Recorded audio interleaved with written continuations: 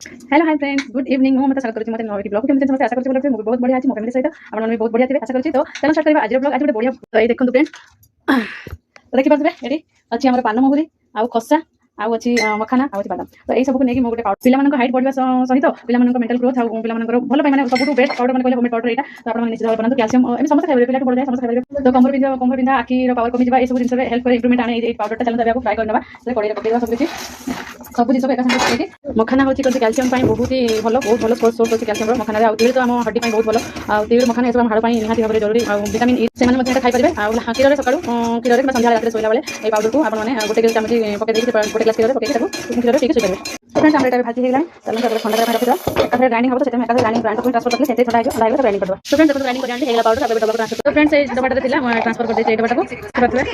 आम से protein powder गोटे 3 जन 3 ग्लास 3 ग्राम